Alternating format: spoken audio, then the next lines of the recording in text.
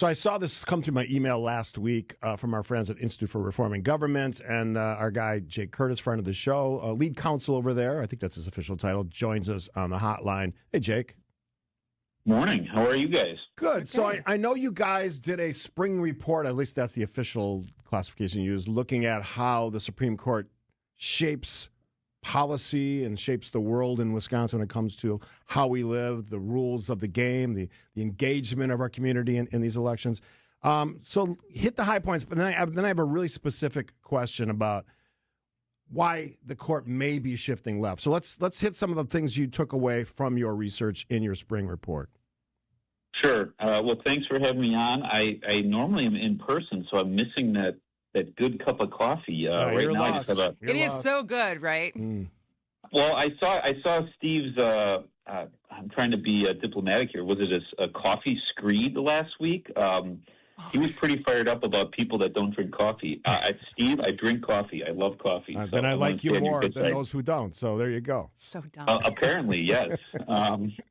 Appreciate you guys having me on. So we put out this report, and really the attempt is a lot of these ads, to the extent there are ads. I think that's maybe a storyline here that we can talk a little bit about after coming off the most expensive judicial race, not only in state history, but in the nation's history, right? Over $100 million last year. This has been a relatively quiet race. And we all bemoan kind of the spending in politics. I was thinking about it this morning. Sometimes I think we have to be careful with that because right now we have a race that nobody really knows is happening. And that's partly because there's just not that much spending, right? That the future makeup of the court is not at stake. So which one's better, Jake? I Is know. it the big spend or the little spend? and honestly, Steve, this morning as I was kind of thinking about our conversation this morning, I thought that very question. And I think the reality is we have to be realistic. Like, we want educated voters, unless and IRG and myself personally, we do not support the government funding of elections. We've had that before. I mean, we can have that debate. I don't personally want the government directly funding campaigns.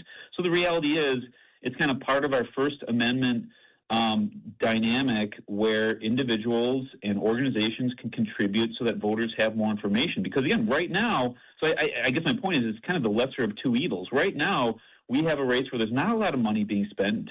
Taylor is significantly outraising Lazar, and her message is getting out there. Lazar is trying, and I think she's doing an effective job with the funds that she has. But because we don't have really a lot of attention paid to this race, voters don't even know what's happening. I'm looking at the MU poll, and the numbers are pretty unbelievable at this point in the race with only a few weeks to go. They're getting better. In February, 66% were undecided.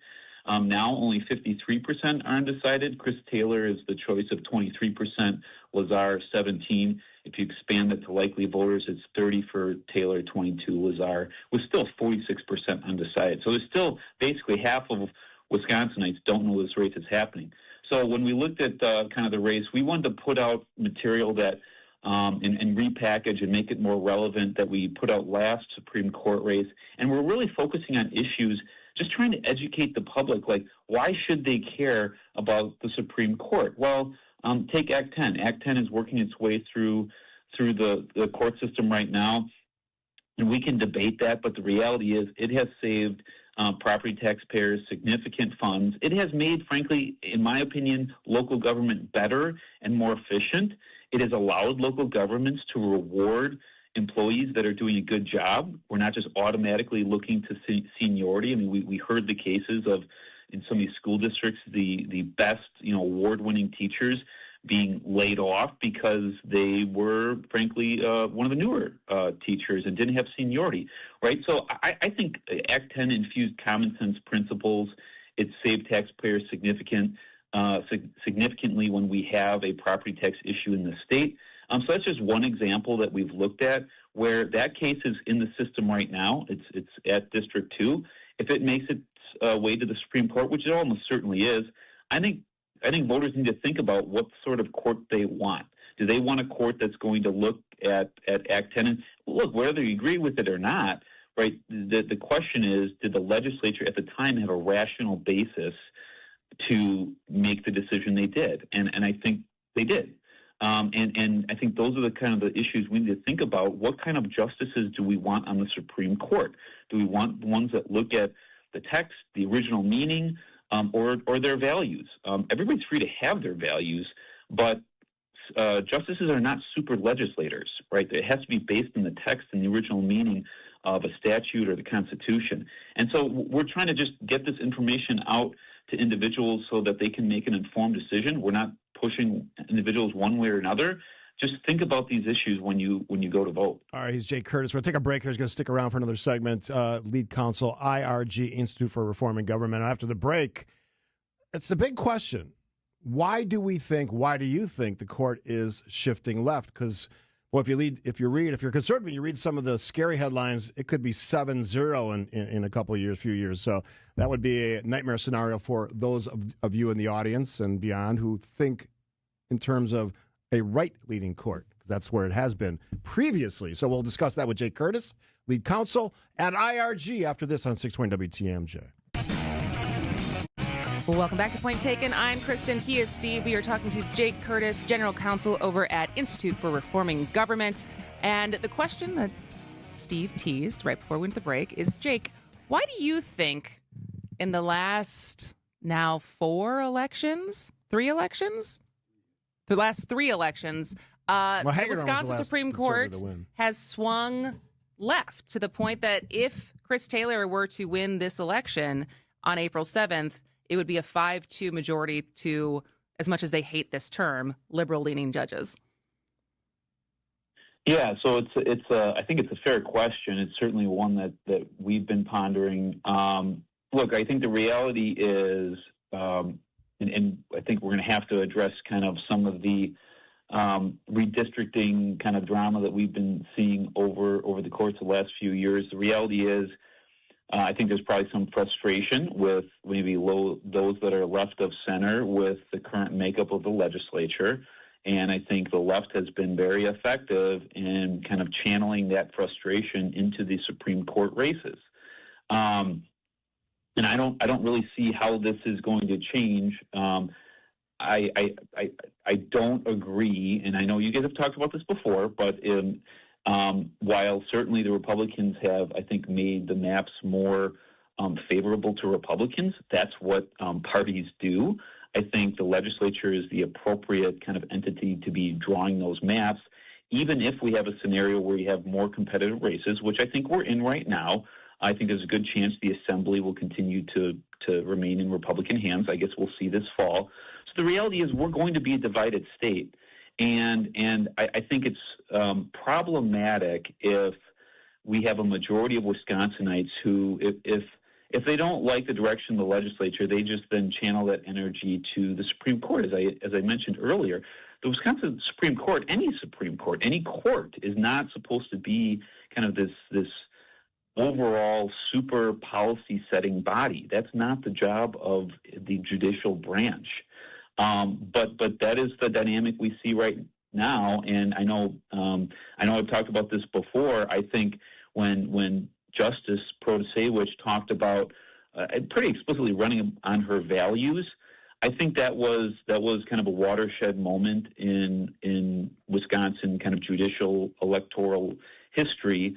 I think both sides have kind of talked about issues that they care about when they're running for office, but I really think most on the left and right had up to that point been respectful of the Code of Judicial Conduct and didn't really telegraph how were they going to vote on issues that may come before them. And while Justice Protasiewicz didn't explicitly say that, she was very open about talking about her values and what she kind of cared about. Well, I think that was a signal. And then last time you guys had me on, I think the last Marquette poll had a really troubling number, and that is 85% of Wisconsinites, so clearly bipartisan, want their candidates for judicial office to essentially talk about how they're going to vote on issues. And that's problematic, right? We want our judges, we want our justices to be impartial and to really have their philosophy and their focus attached to something. And I guess in my view, that something should be the actual text and the original meaning behind a statute or a constitutional provision, not how they personally view an issue. And so I just think Wisconsinites need to think really long and hard about how we conduct these elections and the candidates that, frankly, more align with what is the appropriate job for a judge or justice. So how do we get back there, Jake? Like, where does it start as far as getting back to a place where these nonpartisan races are less partisan and we have an educated enough electorate who doesn't go off of kind of like the shortcuts for voting based on this is what aligns, like that we use when we're voting for lawmakers? Yeah, great question. And so I think there's a couple things. First, I think the most difficult one is frankly what we're working on at IRG is just to highlight the important issues that are coming before the court and encouraging, I mean, not just voters, but every Wisconsin to think about how we should really be approaching our choice for a justice or a judge. That's obviously a long-term project and will require a lot of work. I think in the short term, there are some things that the state could do to maybe address kind of the partisanship that's infused these races. IRG put out, I think it was maybe 2-3 months ago, a short report that kind of outlined some of those options. The legislature could certainly consider going to some sort of model that the federal government uses, right, where the executive branch, the governor, would appoint, and then the legislature, presumably the Senate, would confirm. In our case right now, that would be bipartisan, right? A Democratic governor that would nominate, and then the confirmation process would go through a Republican Senate. So you may get better justices and more nonpartisan justices in that respect. We have also highlighted maybe a regional option for selecting our justices could maybe remove some of that partisanship, make these races less expensive. Illinois does that, and they have. It's not a balanced court, but there's a few conservatives and probably a majority progressives, but it's a relatively balanced court of all places in Illinois because they select their justices by region. So that's another thing we've suggested. Well, we got to let you go there, Jake. You're an expert on the issue. Lots of ideas, but we love talking to you. You got to come back, and we'll have a maybe even a longer form conversation. Just real quick on the why there's so much maybe voter apathy. I think a lot of people are just disgusted with politics, and there's a lot of reasons for that I'm not going to go into right now. Jake Curtis, lead counsel at IRG, Institute for Reform and Government. Thanks, Jake. Thanks, guys. Appreciate it. Right to break here on 620 WTMJ.